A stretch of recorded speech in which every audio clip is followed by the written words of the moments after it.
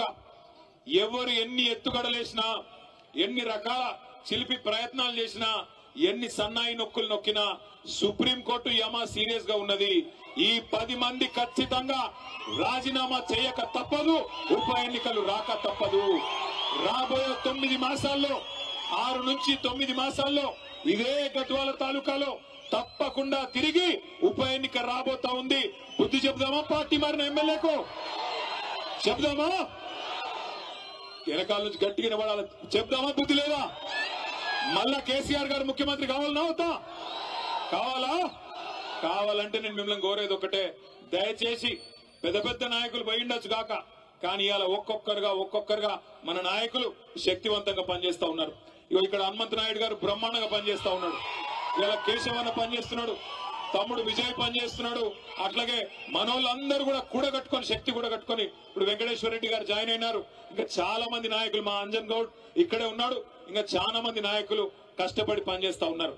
తప్పకుండా బలవంతమైన సర్పం కూడా చలిచీమల చేత చిక్కి సచ్చినట్టు ఇవాళ బలవంతుడుగా కనిపించే ఎమ్మెల్యే గాని కాంగ్రెస్ పార్టీ గాని మీ దెబ్బకు మీ ఉత్సాహానికి తప్పకుండా దిగిరాక తప్పని పరిస్థితి వస్తుంది. ఇవాళ గద్వాలలో అడుగుపెట్టిన నాటి నుంచి ఇక్కడ దాకా, అడుగుపెట్టిన కాడి నుంచి ఇక్కడ దాకా చూస్తే తప్పకుండా ఉప ఎన్నిక రావడం ఖాయం. అందులో మళ్ళొక్కసారి 50,000 ఓట్ల మెజారిటీతో తప్పకుండా మళ్ళీ గులాబీ జెండా ఎగరడం ఖాయం అనిపిస్తా ఉన్నది. ఒక్క మాట దయచేసి మీరు ఆలోచించాలని చెప్పి కూడా నేను కోరుతా ఉన్నా. 22 నెలలు అయిపోయింది, ఇంకొక నెల 15 రోజులు అయిపోతే 2 ఏళ్లు నిండిపోతుంది. ఏం చేసింది కాంగ్రెస్ ప్రభుత్వం? ఎవరికి సాయం చేసింది? ఇక్కడికి వస్తుంటే ఎమ్మెల్యే ఆలంపూర్ తమ్ముడు విజయుడు చెప్తా ఉన్నాడు, అన్నా మళ్ళీ లో వోల్టేజ్ సమస్య వచ్చింది, మళ్ళా మోటార్లు కాలుతా ఉన్నాయి, మళ్ళా రైతులు గోసపడతా ఉన్నారు, బాధపడతా ఉన్నారన్న అని చెప్తా ఉన్నాడు. అట్లాగే సీడ్ కంపెనీల విషయంలో చెప్తా ఉన్నారు, సీడ్ కంపెనీలు ఇదివరకు ఇచ్చినట్టు ఇవ్వట్లేదు, బాగా ఇబ్బంది పెడుతున్నాయి, వాళ్ళ కాడ కూడా ఇబ్బందికరమైన పరిస్థితులు ఉన్నాయని చెప్పి ఆ సీడ్ కంపెనీ రైతులు చెప్తా ఉన్నారు. తమ్ముడు మన కొంత పోరాటం కూడా చేసినాడు సీడ్ కంపెనీల మీద. ఒక్కటంటే ఒక్కటి సంక్షేమ పథకం గాని, ఒక్కటంటే ఒక్కటి అభివృద్ధి పథకం గాని ఇవాళ దొరికే పరిస్థితి లేదు. ఏమన్నంటే ముఖ్యమంత్రి ఒక్కటే నేర్చుకున్నాడు, పచ్చి అబద్దాలు చెప్పడం, ఆ అబద్దాల మీదనే 2 ఏళ్లు టైం పాస్ చేయడం. మీరు గమనించండి, కరోనా వచ్చింది కేసీఆర్ గారు ముఖ్యమంత్రిగా ఉన్నప్పుడు. కరోనా వస్తే మనం ఎవరం కూడా అనుకోవాల జీవితంలో ఇట్లాంటి ఒక రోజు వస్తుందని. మూతికి బట్ట కట్టుకొని ఎవరింట్లో వాళ్ళే గొల్లెం పెట్టుకొని ఇంట్లో కూర్చున్నాం. ₹1 లావాదేవీలు లేవు, వ్యాపారాలు జరగలేదు. మనిషి బయటికే పోకపోతే వ్యాపారం ఎక్కడి నుంచి అవుతుంది? ప్రభుత్వానికి ఆదాయం 0 అయింది. కరోనా వచ్చినప్పుడు కేసీఆర్ గారి ప్రభుత్వంలో ఆదాయం 0 అయినా రైతు బంధు ఆగిందా? రైతు బంధు ఆగిందా? కళ్యాణ లక్ష్మి ఆగిందా? పెద్ద మనుషులకు పెన్షన్ లాగినాయా? కేసీఆర్ కిట్ లాగినాయా? బతుకమ్మ చీరలాగినాయా? ఏవి ఆగలేదు. అన్ని కూడా కేసీఆర్ గారు రూపాయి ఆదాయం లేకపోయినా ప్రభుత్వానికి పేదవాడికి కష్టం రావద్దని చెప్పి మాకు ఎమ్మెల్యేలకు ఎంపీలకు జీతాలు పక్కన పెట్టి రాష్ట్ర ప్రభుత్వ ఉద్యోగులకు కూడా అవసరమైతే 10 రోజులు జీతం ఆలస్యంగా ఇచ్చినా పేదవాళ్లకు మాత్రం జీతం ఇవ్వాలా, రైతులకు రైతు బంధు ఇవ్వాలా, పేదవాళ్లకు సంక్షేమ పథకాలు అందాలా అని ఆ రోజు పనిచేసినారు. కానీ ఇవాళ ముఖ్యమంత్రి గారు బంగారు పల్లెంలో పెట్టి తెలంగాణ రాష్ట్రాన్ని తలసరి ఆదాయంలో భారతదేశంలో నెంబర్ 1 గా చేసి అప్పచెప్తే ఈయన అంటాడు తెల్లారు లేస్తే అప్పుల పాలైపోయింది తెలంగాణ, ఎయిడ్స్ రోగి అయిపోయింది తెలంగాణ, క్యాన్సర్ రోగం వచ్చింది తెలంగాణకు అని ముఖ్యమంత్రి మాట్లాడుతూ ఉన్నాడు. నేను ఒక్క మాట అడుగుతా ఉన్నా మిమ్మల్ని అందరినీ, ఇప్పుడు ఈ మైదానంలో తేరు మైదానంలో అప్పు లేని మనిషి ఎవడన్నా ఉన్నాడా? అప్పు లేని వాళ్ళు ఉన్నారా? అప్పు ఉందా లేదా? ఉంది కాదురా. లేనోడు ఉంటే చేయలేవట్టండి, అప్పు లేనోడు ఎవడని ఉంటే చేయలేవట్టండి. అప్పు ఉన్నోళ్లే ఉంటారు తప్ప లేనోళ్ళు ఆడ 100కి 1 దొరుకుతాడు. కానీ అప్పు ఉన్నా లోపల బనీన్కు పొక్కలున్నా ఎట్లా ఎట్లా ఎట్లా తయారవుతాం? పైకి మాత్రం కడక్ అంగి వేసుకొని మంచి కద్దరంగి వేసుకొని పైకి మాత్రం కడక్ అంగి వేసుకొని తిరుగుతాం. ఎందుకు? మళ్ళీ ఎవడన్నా కొత్త అప్పిచ్చినోడు ఏడని తిరుగుతాం, అంతేనా? కానీ ముఖ్యమంత్రి పనితనం ఎట్లున్నది?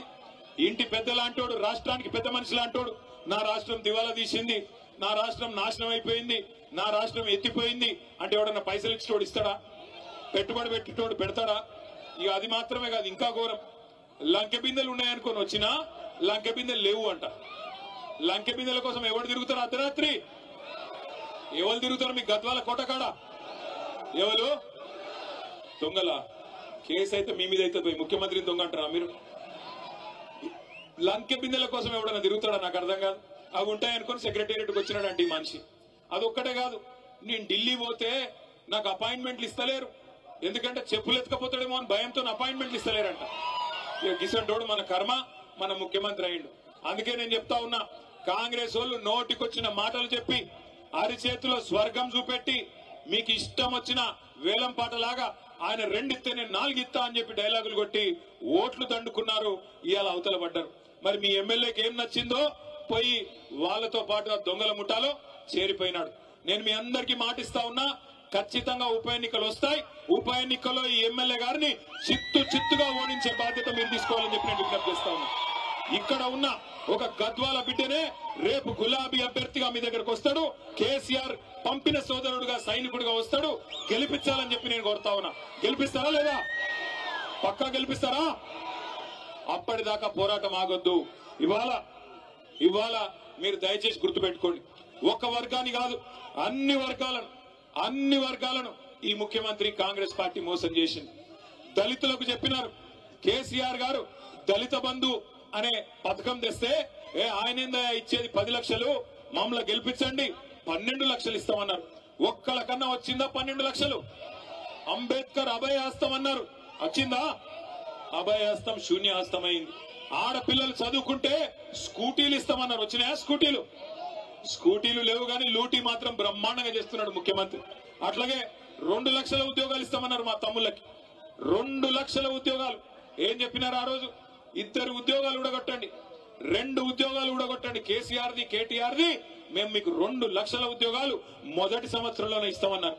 ఎన్ని ఉద్యోగాలు ఇచ్చినారు? ఇప్పటికీ 10,000 కంటే తక్కువ ఉద్యోగాలు ఇచ్చి కేసీఆర్ ప్రభుత్వంలో ఇచ్చిన నోటిఫికేషన్లకు మేమిచ్చినామని చెప్పుకోనికే సిగ్గు కూడా లేదు ముఖ్యమంత్రి గారికి.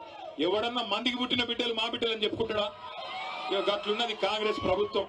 అట్లాగే నిన్న మొన్న మీరు చూసినారు, ఇవాళ నేను ఇక్కడికి వస్తుంటే ఒక తమ్ముడు అలంపూర్ కాడ బండి మీదకి వెళ్ళి అరుస్తున్నాడు గట్టిగా, గణపతి బప్పా మోరియా కావాలయ్యా యూరియా అంటున్నాడు. గణపతి బప్పా మోరియా కావాలయ్యా యూరియా. ఎటువంటి దినం వచ్చిందంటే యూరియా కూడా బుక్కుతున్నారు కాంగ్రెస్ వాళ్ళు, దొంగనాయాలు యూరియా కూడా అమ్ముకుంటున్నారు బ్లాక్ మార్కెట్.